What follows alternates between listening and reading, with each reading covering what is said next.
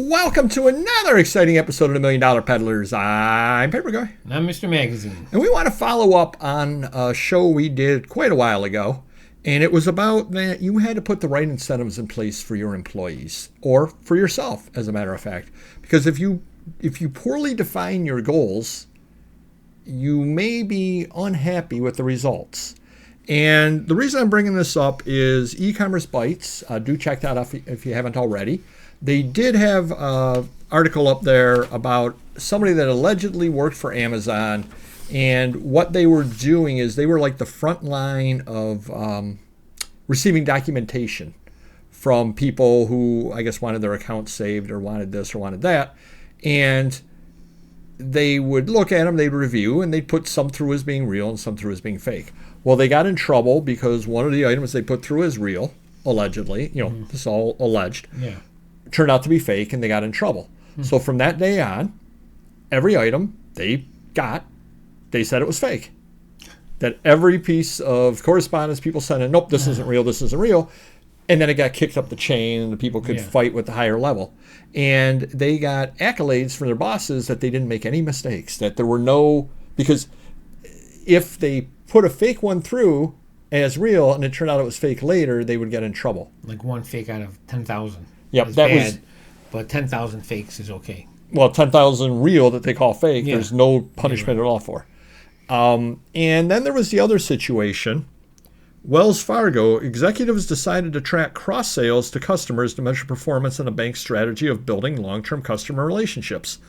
The focus on cross-selling goals led employees to open 3.5 million accounts without customer consent, which severely damaged the long-term relationships the bank sought. So they were giving the employees bonuses for building these long-term relationships. So the employees were just opening accounts without telling the customers. Jeez. And that is one problem that you always have to look into. Is there a way around what you're putting up for your employees? If you put up a listing number, if you put up a dollar amount, if you put up, is there a way that they can work around it to get the incentives for themselves, but not really help the business? That's a tough one for me because I always went with the count rule. And not that they hate it, but it's time consuming and it would be too specific. Like, okay, you took a break or you went to the bathroom or you did this or that. I don't care, but I want to know what your listing numbers are, your pulling numbers. At least when someone's working their first 2, 3, 4, 5, 6 months, see what they're good at so then I could put them in a different role. So if someone's good at pulling orders off the shelf, I would have them as a puller, but if they're a slow lister or vice versa, then I would say, okay, you're better at this, stick with this, I'll get the guy that's better at pulling or so forth. But, over time, if they've been there forever, taking that away would free up more time for them to get more listings in or do more pulling than spending 5-10 minutes a day figuring out what they did. At that point, I don't think they're going to be purposely cheating me or beating me out of anything. Right, but what's the problem with even having that system in the first place? What's the way around it? Well, they could lie. Well, they could lie, but of course the manager would check. I could go on eBay or something and see. Yeah, exactly. Right, but the problem with that is, and I think you've seen it before, is an employee will choose to list the easy things that they can list quickly, or will choose to find the easy items to keep the count up and leave all of the more difficult items for somebody else. Right. Because if you want me to find 25 items an hour, well, if I'm allowed to pick what I'm finding, I can find 30 items an hour. Sure. That guy's a slacker. He can only find 15. Well, yeah, because I left him all of the hard things to find. Yeah. And then confronting them, especially eBay listers, they would always complain, well, there's lots of drop downs, or I'm slowed down now because you gave me all these Tonka trucks and they're dirty and rusty. I got to clean them. So that that's their excuses. So then I would say, like, we'd want an employee that lists action figures very well, but it does take time for research, and they only go for 10, 15, 20 bucks usually. And I said, well, if you're going to work 6 hours a day, make it 3 hours of action figures and then 3 hours of comics, because I know you can do 25 to 30 comics an hour on Amazon. Yeah, they're slower sellers, but some comics are $50, $100, $80, $20, and it kind of averages everything out. So I try to give them, harder items or that take longer, slower items, and then easier ones. So just to average the day out. So hopefully, they've been doing that for the most part, but again, there's things that, a lot's going to take longer. That's just the way it is. And I tell them, well, you don't want to spend 30 minutes on a lot if it's $15, because you can list one item in 2 minutes for $15. So it's got to be $50, $80, $100 lot, or it's not even worth it. Just might as well throw it out or set it aside. So there's, I guess, strategy involved there. Right. And again, you're not offering bonuses. If you were offering bonuses, then you definitely would really need to go over and run everything through to figure out the way around it. Because if there is a way around it, nothing against any of your employees, but one of your employees, I don't know which one, but one of your employees would find it because that's just the way people are. They will read over what the thing is and they'll say, here's the loophole. Here's the way around it. Here's the way that I can reach this without actually, doing it. And you sit there and you hear these stories, and you heard it during the lockdown time, that there were people out there that had 2 or 3 jobs because they were working from home. They were doing all 2 or 3 jobs simultaneously, and they were working for old school companies with old school bosses who didn't understand computers very well, and they wrote programs.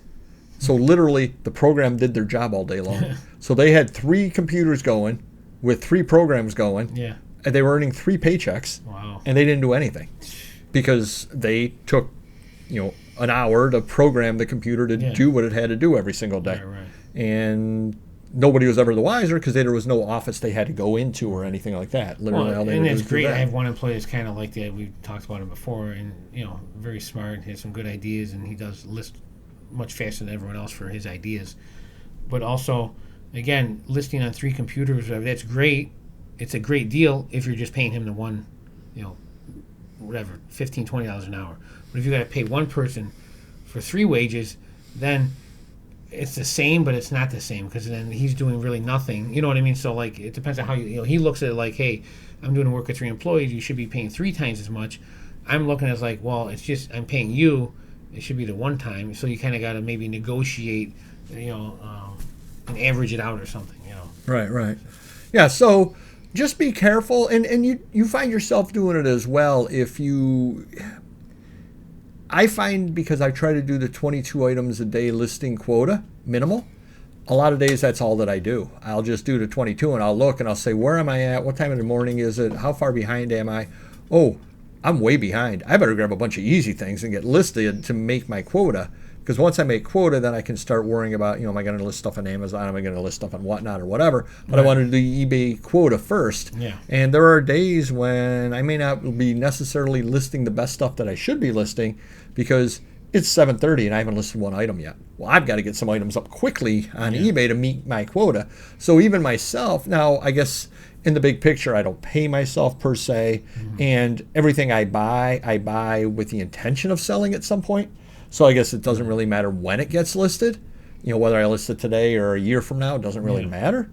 But still, even I find myself cheating myself as far as that goes. Well, and we're older now, and things were different and easier 10, 15, 20 years ago, especially with eBay, where we had employees listing 30 items an hour, 35, and now you got all the drop downs. You got to take more pictures. You got to describe it better, and there's more to it now than there was years ago. So I can't expect my employees to do what they did years ago unless it's a crappy listing. You got to scan now. Some scanners are slow because if it's a big item, the scanner's got to go all the way one direction, all the way back. That takes time. So we get the CZUR to solve that problem. But nevertheless, it's definitely a longer process. Or even Amazon Scratch, I think, that takes longer because there's more steps in that. Right. Or you have the other side where Amazon in system with some employees take longer because they're going through 2, 3, 4 pages to find the item which may not be there. Yep. And I tell them, you got to be listing specifically a page or 2. If it's not there, it's probably you're not typing it in right, or it's not there.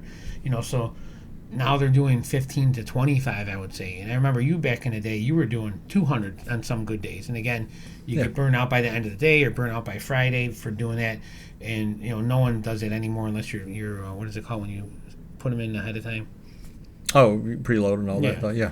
And I remember, I think I did a test with my employees. I knew they were dogging it and they could do better. This was years ago when, say, they were doing 15 to 20, 22 items an hour. I'm like, I bet they can do more. So I said, all right, we're going to have a test who can list the most in the next 60 minutes. I would pay you an extra hour's wage, whoever did it.